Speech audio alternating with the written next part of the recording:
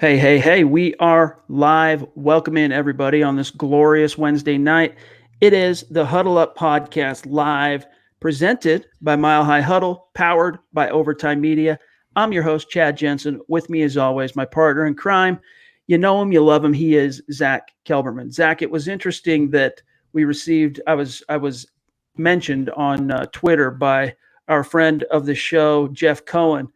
And he was bringing up something that I wanted to talk about on today's show, regardless, because I listened to the conversation earlier today on Denver radio. But Joel Klatt, of course, is, he's a college football analyst, former CU quarterback, kind of a college football guru.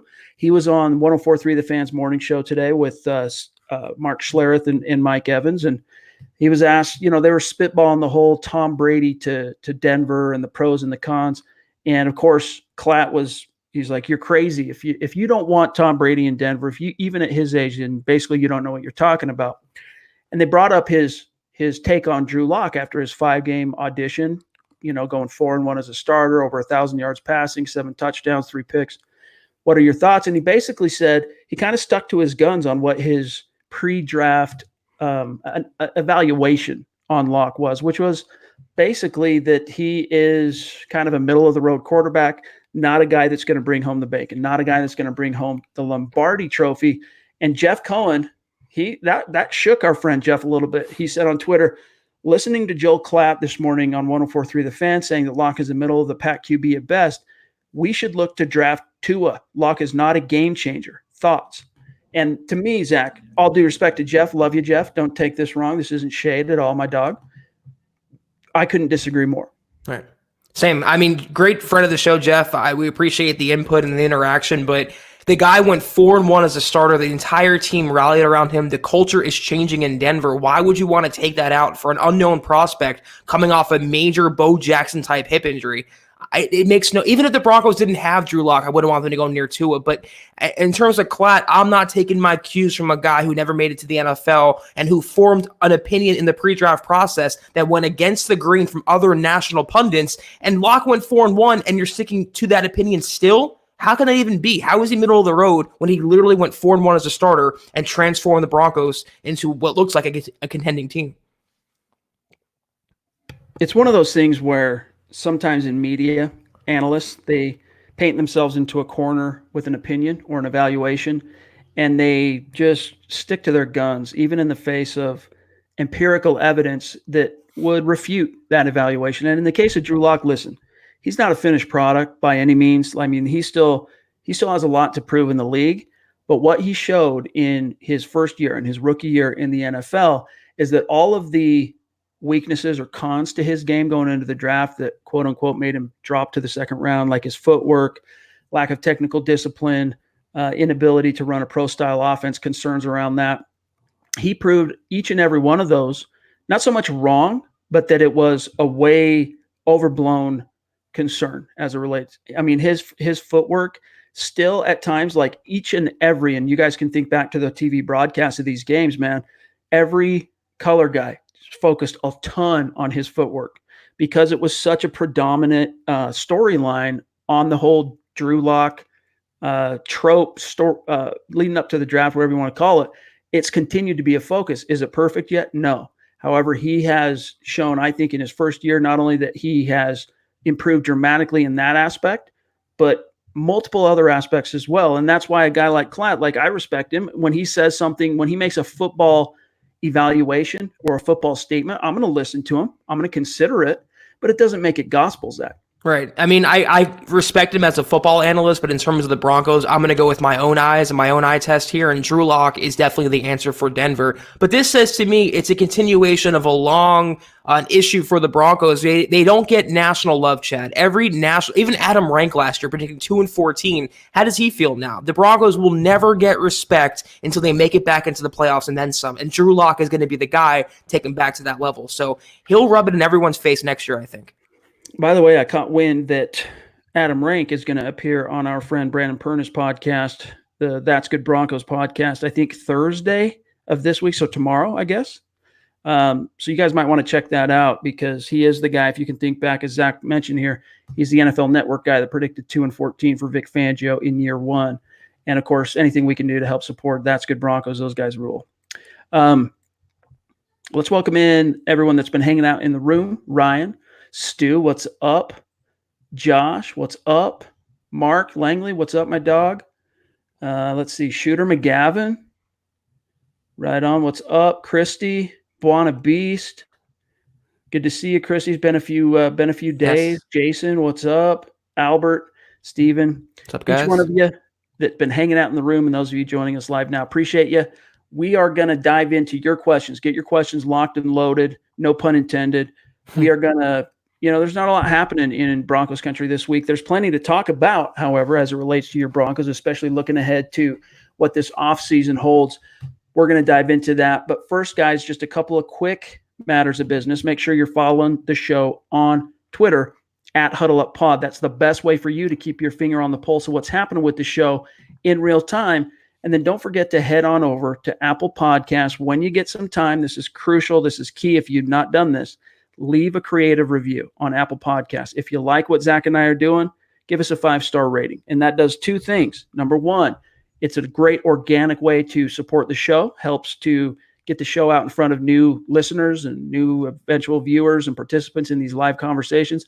And it also enters you into our monthly giveaway. Each month, Zach and I pull a name out of the hat, randomly select a couple names of those who reviewed the show on Apple Podcasts, and then we give away some swag, whether it's a hat or a shirt or what have you. So take care of that business. We thank you in advance.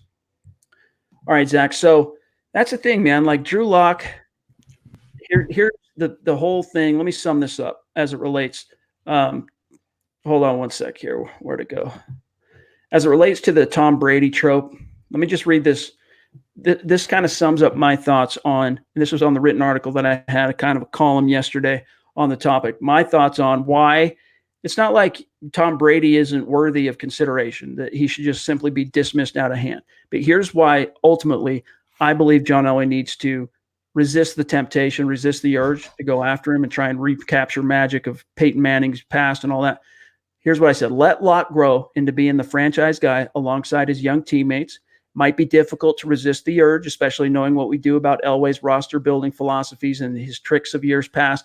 But bringing in Brady, Zach, despite his 6 Super Bowl rings, is the quickest way to torpedo all the positive juju and momentum the Broncos have built up through a mountain of sacrifice. That's A.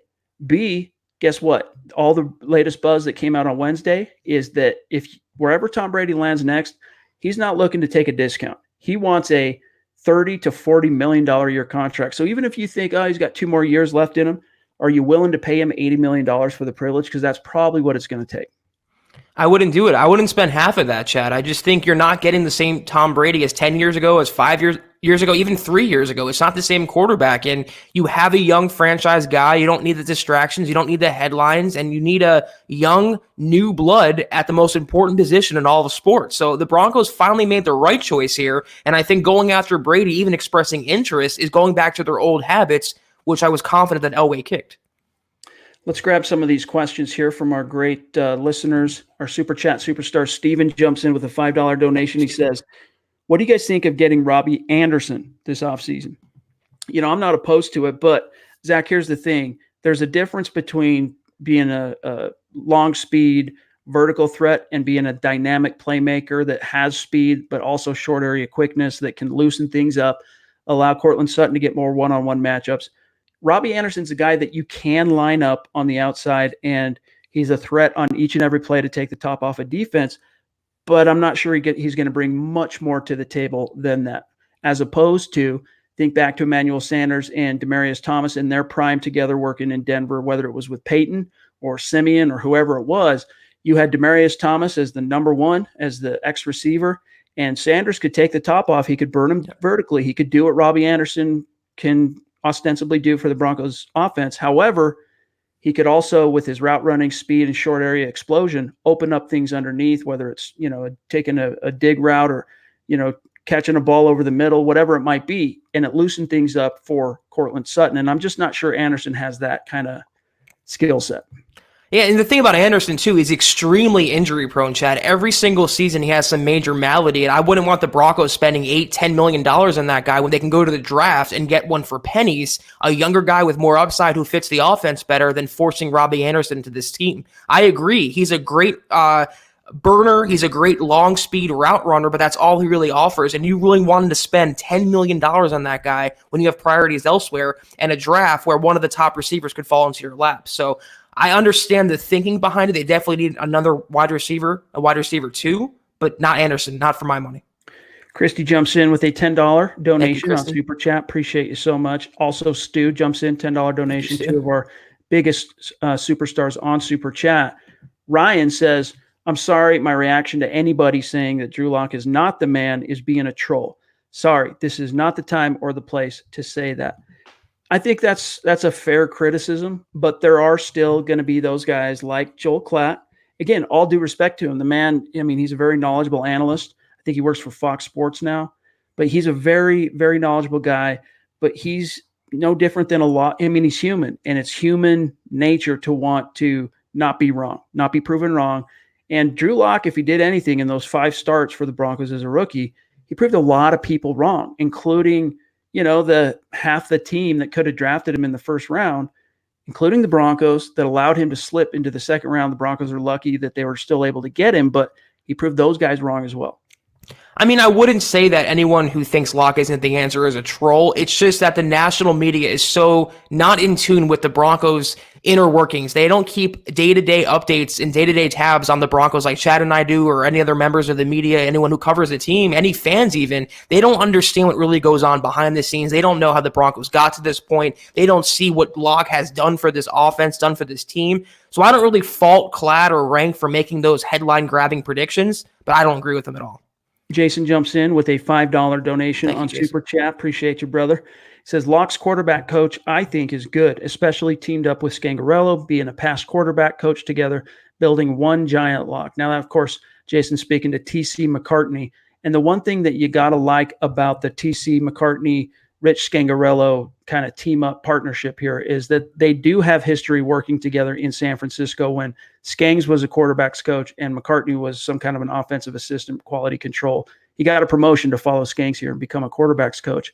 What Skangs proved in San Francisco, though, is because he was a big part of the trade, the evaluation that led to the Niners trading for Jimmy Garoppolo. A lot of people don't know that, but he rubber stamped that. He did a ton of pre-trade research and analysis on him, presented a grade, presented a this is a guy we should go for type of evaluation.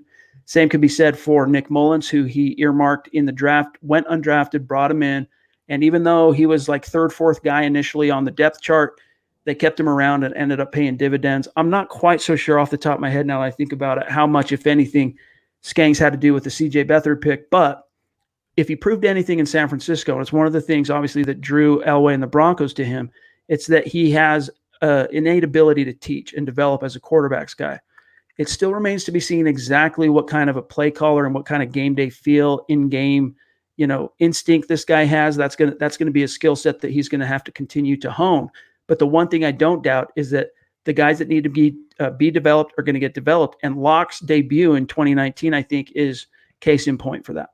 It's something I said on a pod a few weeks ago. You can separate Scangarello into a play caller and Scangarello as an instructor and a teacher. And I think as a teacher, he's done a bang-up job this year with Brandon Allen and Drew Lock, building up those quarterbacks. Can't really hold him at fault for Joe Flacco. But as a play caller, he will get better. He will improve. And I got to give some credit to McCartney, Chad. I wasn't crazy about that hire. I thought he was way too young, 29 years old, didn't really have a resume. But he came in there and he helped build up these quarterbacks, and he deserves some credit as well. The Broncos are on the right track. If they can just keep Lock's development above water and Scangarello can get a little more confident as a play caller, they have a good offense here. Larry jumps in with a question. Wolfe or Harris, who is more likely to stay in Denver? I assume, Larry, you're talking about Shelby. Now, Zach and I have made it no secret which one of those guys we each probably would prefer the Broncos to re-sign. But from a brass tacks prediction perspective, Zach, what's your answer for Larry on which guy you think is more likely to stay in Denver? Oh man, my heart and my brain are kind of conflicting. My brain tells me it's going to be Shelby Harris because he's the younger player, I think, with more upside.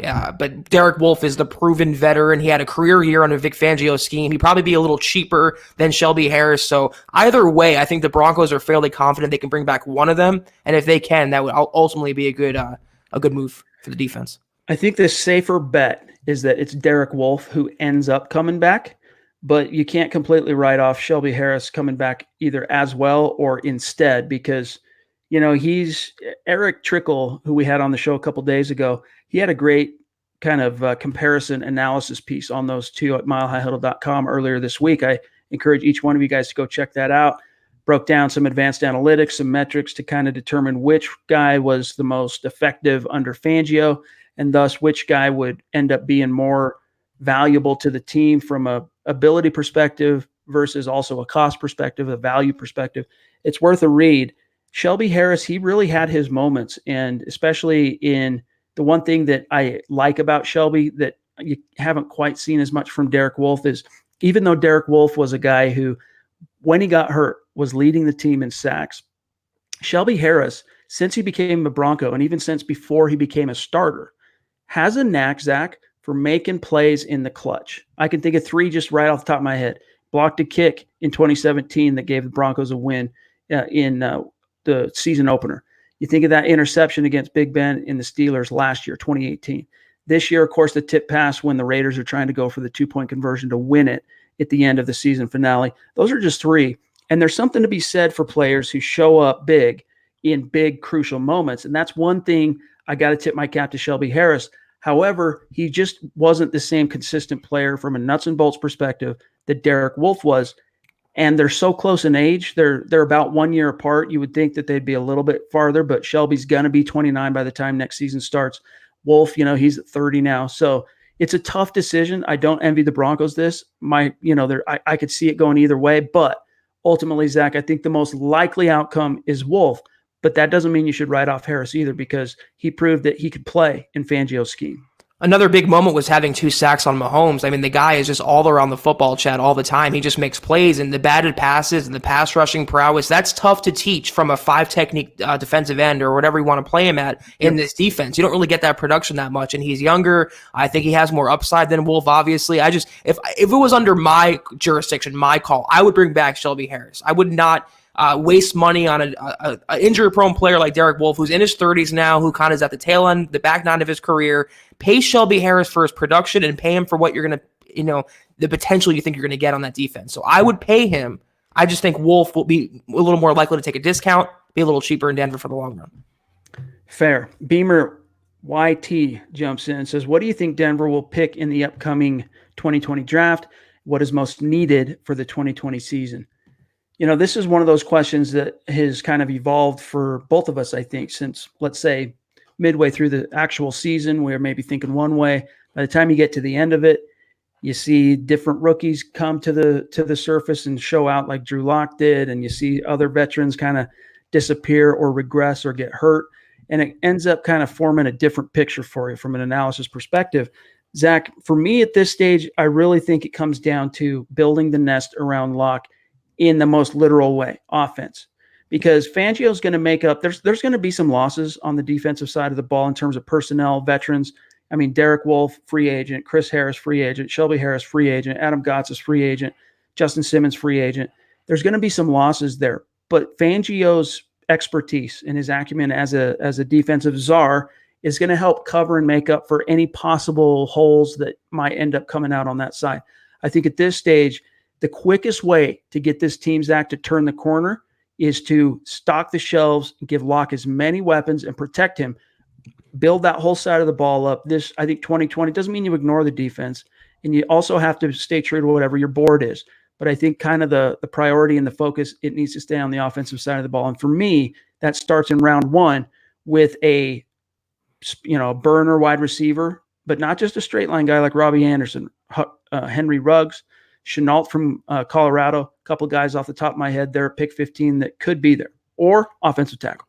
Yeah, that's what I was going to say. I mean, the 3 most likely scenarios are offensive line, wide receiver or cornerback. And I think I would wait on a corner for the second or third or fourth rounds. That's not a dire position considering Fangio's prowess. I happen to think I'm with you. You got to build up Locke's confidence on and off the field. You got to put him in the best possible position to succeed. He doesn't have a wide receiver 2 right now, Chad. At least he has starting linemen. At least he has tackles on the roster. He literally doesn't have a burner wide receiver at his disposal. So I think that needs to be priority number 1. And depending how the board falls, they can go tackle, they can go guard, they can maybe trade down, but they got to do everything in their power to help Locke this year. He is the most important piece of this organization, not just for 2020, but for beyond. Nick says, hey, Chad and Zach, kick the tires on Des Bryant or Kelvin Benjamin. I say nay, Zach, because both those guys are kind of busted down and older. Yeah. Of course, Des more so than Kelvin Benjamin. However, you already have, even if they were still on the back 9 of their prime, you already have that dynamic in your offense, that kind of explosive, big-bodied receiver in Cortland Sutton. You need the complementary pieces, not a carbon copy. You already have a lesser carbon copy in Tim Patrick. You have enough possession guys. Why would you want to bring in Kelvin Benjamin? That's a name I haven't heard for a couple years now. And Des Bryant's a guy 50 almost. Yeah, it's going way back. And Des Bryant, I wouldn't bring that type of cancer into the locker room. He makes waves wherever he goes, and he was once a good receiver, but I don't think anymore. You need a young, true speedster burner type. That's not Benjamin. That's not Des Bryant. Our friend Dylan jumps back in with a $10 donation. Been a minute. Nice seeing you again, boy Dylan. Is back. Been busy as of late, but I haven't stopped watching. Appreciate you, Dylan. That means a lot, buddy. And we've missed you. We have missed you. That's one of the cool things about these live pods since we started doing them, and we've been doing them every day, every week since the beginning of the 2019 regular season. The thing that we love about it is being able to talk to Broncos fans and the supporters of this show in real time. You're contributing to the conversation. You as a listener and a viewer live like this, you are contributing to the actual content of the show. Right. And I think it's better than Zach, like with radio, you got the text line, you got call-ins, and that's all good. That engagement is fun. It can be compelling and fans can kind of feel like they can make an impact. But I think it takes a backseat to this kind of a real-time involvement and engagement. Chad, I don't think anyone, at least in the Broncos sphere, is doing what we do. But in terms of Broncos country, this show is just as much your guys as it is ours. I mean, you make the engine go for this show, and you guys taking us to new heights, and we try to interact and get around to you guys as much as possible. We love engaging. We love answering the questions. So we're not going to stop, and we are so appreciative that everyone's tuning in and contributing. We do appreciate it, and every single one never goes unnoticed. Micah says, say Ruggs falls to Denver at 15 and they take him. Do you think he's a guy that can help right away, or will it take him a few years? You know, you never can say for sure on any draft prospect, and that's doubly true for wide receivers. But I think he is the type of player, especially in tandem with Locke, and kind of that triumvirate across from also Cortland Sutton, factoring then in also Noah Fant, factoring then in also Phillip Lindsay. I think he's a guy that could step in, kind of like Eddie Royal did back in 2008, and as a rookie, you know, give you 800 to 1,000 yards and, 70 to 80 receptions and half a dozen touchdowns. It might take him a little while to develop his NFL route tree, but in terms of immediate day one production, get on the field and run in a straight line really fast. I mean, you always have need for those receivers, and the acclimation process is a lot easier for wideouts than it is for tight ends. And you saw Noah Fant last year. He started off slow, but he did come around. Wide receivers, if they have a particular skill set, they can run really fast. They're good possession guys. They can make day one impact. Look at A.J. Brown. Look at Hollywood Brown this year. 2 rookie wide receivers, 2 great ones. They can come in and step in right away. The Broncos need that. And Ruggs, if he was drafted by Denver, would make an instant impact in this offense. Josh jumping in with both feet. $50 donation on Super Chat. Dang, bro, that means a ton. Thank you. Yeah, that's stunning, dude. Thank you so much. He says Chris Jones and Wolfe would be amazing up front. I concur. I'd love to see Chris Jones in the orange and blue. It would, to me, be even sweeter than when Neil Smith defected back in the mid to late 90s and went from the Chiefs to the Broncos and helped Denver win back-to-back world championships, because I think Chris Jones is and this is saying something, even though it's in retrospect, it's been 20 years, et cetera, I do think Chris Jones is a more dynamic player now than Neil Smith was when he joined the Broncos back then. I would love to see Chris Jones. Problem is, Zach, he's already intimated on social media he would prefer not to come to Denver. And on top of that, I'll still be surprised if the Chiefs ultimately let him hit the open market before trying to get him tied up. they've got a little bit more time before they have to pay Mahomes. And if you're going to hold on to anybody, you want to keep that defense, because they were playing really well down the stretch. You're going to need Chris Jones. Otherwise, Frank Clark's all you got from any kind of affecting the passing game, Right. disrupting, penetrating the backfield perspective. That's all you got. Yeah, I mean, I think the Chiefs also will keep Chris Jones, but if it came down to it, I don't think the Broncos would re-sign Wolfe and add Chris Jones. It's kind of one or the other, but either scenario, I'd love to have a pass rusher like that. But that's also why I come back to Shelby Harris, Chad, a guy who's early in the system. I wouldn't say he was Chris Jones level talent, but he's right there. He can rush the passer, he can make plays. So if they want a guy like that, just re-sign Shelby, lock him down, and go to work. Glenn says, I watch this show all the time on YouTube, but I've noticed there has been no mention of Andy Janovich hurting the running game, and I feel his injury also hurt Freeman's production.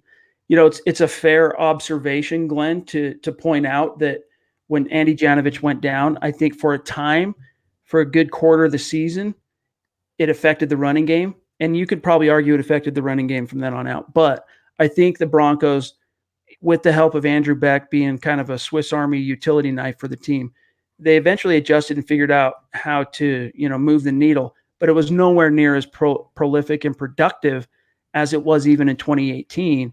That's one of the biggest things that, for example, Zach, even though Phillip Lindsay got over 1,000 again this year, the reason he didn't make the Pro Bowl again was because those big plays that were, he was usually good for at least two big splash plays, at least one of them being a scoring play as a rookie. And those were missing this year. And I think it's fair to say, as consistently, don't get me wrong, Phillip Lindsay did make some plays, but as consistently as they were in 2018. And I think it's fair to question whether or not that had something to do with the absence of Andy Janovich. Janovich for sure hurt, his absence for sure hurt, but also what affected the Broncos was the play calling from Scangarello. It was very inconsistent. He called outside runs for for Freeman, and inside runs for Lindsay. It wasn't taking advantage of their skill set. So once that gets down more, maybe not with Royce Freeman in the picture, but Lindsay, you'll see more plays out of the backfield, regardless of Janovich's status.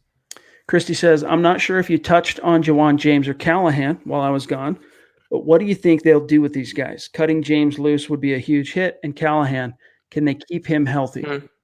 I think both players are going to end up being Broncos again in 2020 just because of the financial constraints.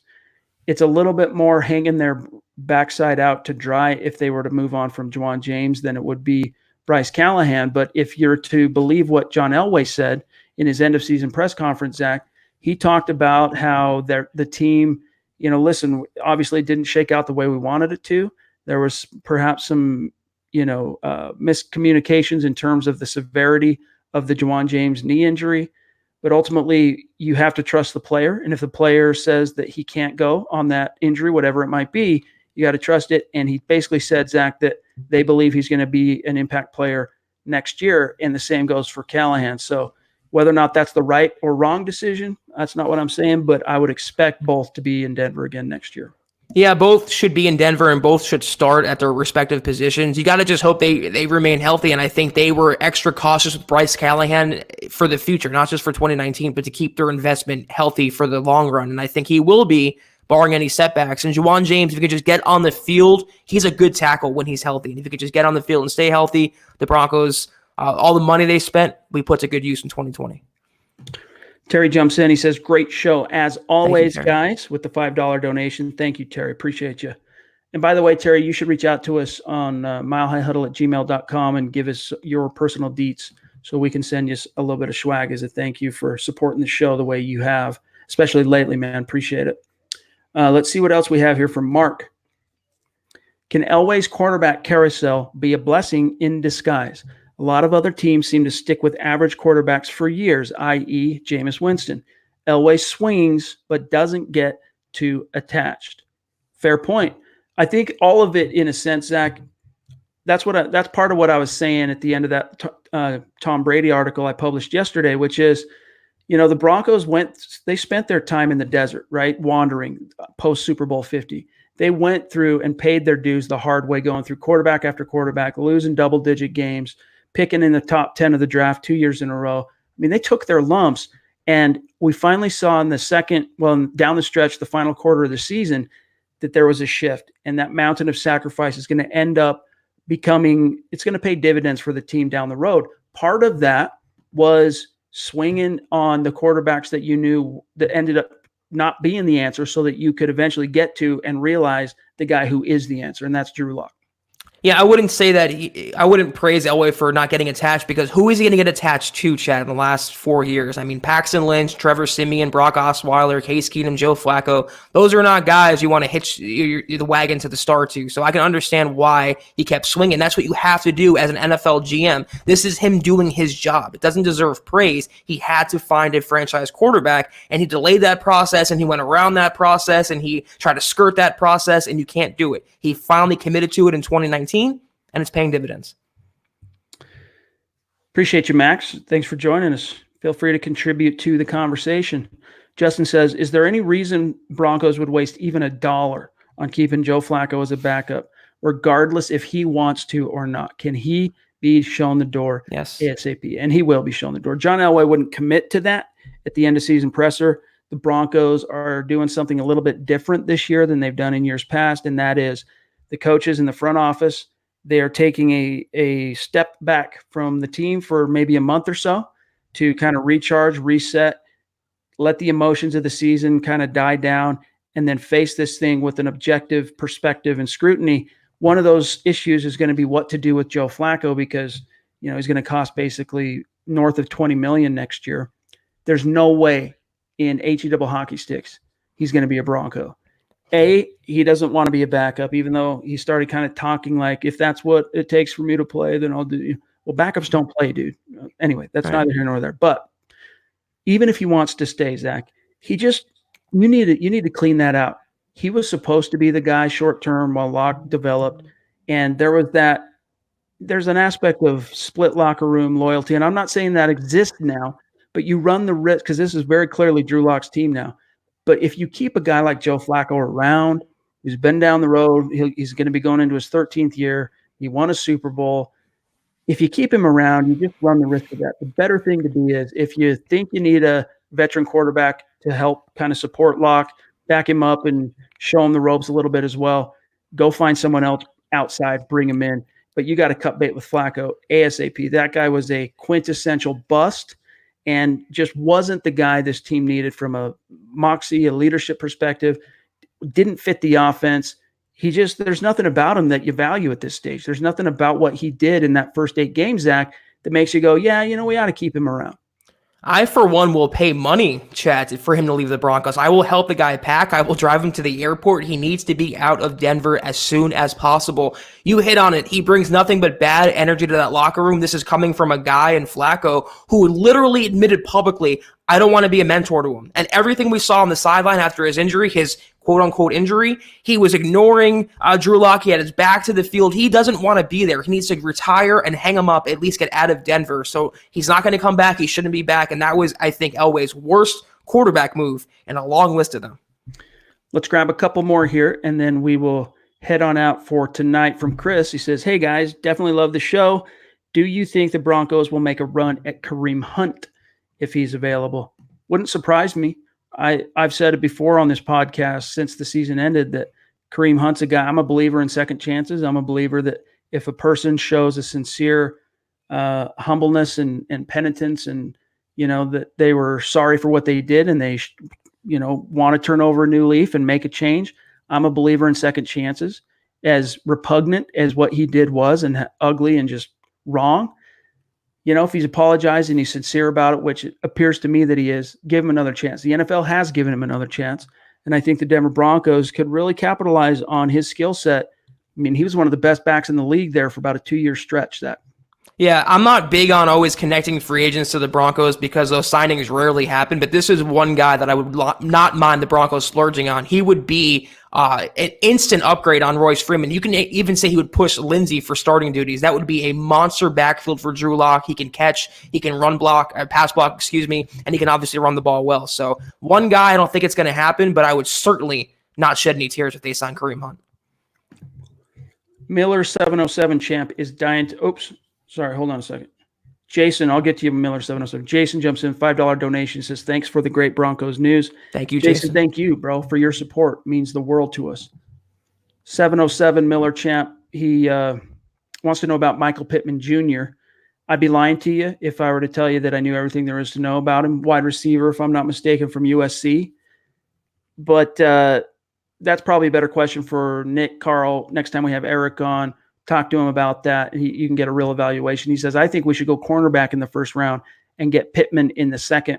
If the right corner's there in the first round, I'm all for it. If it's Okudah, Christian Fulton, and Diggs from Alabama, if any three of those guys, one of those three guys are there at 15, depending on who you're stepping over to draft him, like if Ruggs is there, I'm not sure. If it came down to Ruggs or Okudah, you take Okudah. If it came down to Ruggs or Wirfs, you take Wirfs.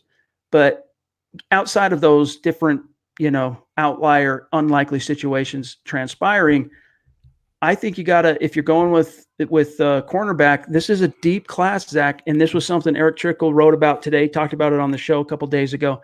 This is a very deep cornerback class. So unless it's the right guy, don't go out of your way to draft a corner in the first round just to say you drafted a corner in the first round, because this is arguably, according to Trickle, one of the deepest cornerback classes that we've seen in many years. Yeah, do not reach in the first round, and I wouldn't go cornerback unless someone like Okudah fell in the Broncos' laps. And even if he does, it would be in comparison to the other players on the board. If you're giving me a choice of Jerry Jeudy versus Okudah, I'm taking Jeudy. I'm just taking the wide receiver and building up this offense. They can get a corner in the second, third, fourth round, whatever. That's not dire right now. But they literally do not have a wide receiver 2 on the roster, and until they get one, this offense is always going to be missing that big play explosion. So I'm still of the opinion you got to help Drew Lock out. Wide receiver needs to be the top priority. If not that, maybe offensive line. Cornerback for me, Chad, in the first round is a distant third option. Josh Monsman jumps in with a $4 donation you, on Josh. Super Chat. Appreciate you, Josh. Says, do you think Von Miller will be a lifetime Bronco?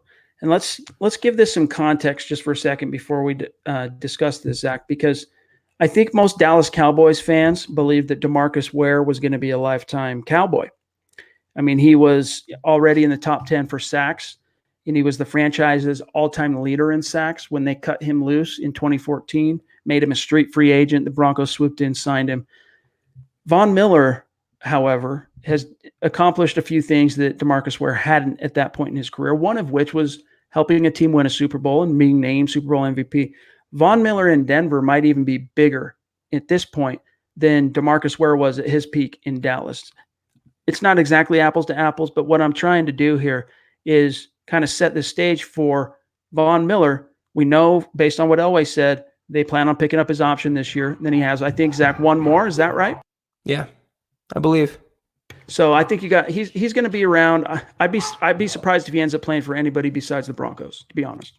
And this is going to thing I think where 2020 will dictate how the Broncos handle Von Miller in the future, because he is coming up for a contract, another contract soon, and we know the extended holdout and the bad blood taking place between Elway and Von Miller, and that even was fairly recent, Chad, with his mom getting involved. So he definitely had a down season this year, Von. He wasn't the Von that we know, but he was injured. It was a new system, a new scheme. Once we see what he can do in year 2 with Fangio, I think that will dictate his future in Denver. All right, guys, listen up. Oh, TG jumping in right as I'm about to sign up. Right at the buzzer. You, brother. Thank you. $5 donation. You are the man.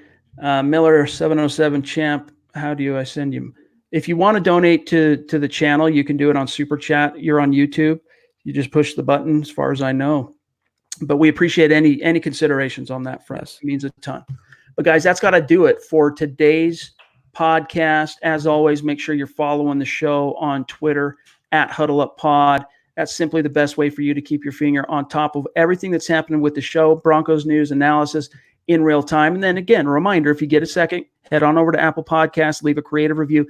Even if you're not listening to the show on Apple Podcasts, you're listening on YouTube, you're listening on Facebook, you're listening on Stitcher, wherever you're listening, just head on over there for a second, leave us a quick review. It's a great way to help support the show. And then don't forget, let me grab this real quick. Man, all these ticker buttons I got to push here. Give me 1 second. Oh, there it is. Where you can find my partner, Zack Kelberman, on Twitter, at Kelberman NFL, myself, at Chad and Jensen. Pretty much every podcast we do now is a mailbag. We get questions and we do the engagement with all our fans and listeners of the show. But tomorrow especially is going to be Thursday night, Mile High Mailbag. So bring the questions, bring that Thunder Broncos country. And we'll be back then at 6 p.m. Mountain, 8 p.m. Eastern time. And until then, Zach, my brother, have a good night. You as well. I'll see you tomorrow night, Chad. And anyone who wants to hit us up on Twitter too, get in the questions early. We will take those on the show as well. Amen. Talk to you guys then.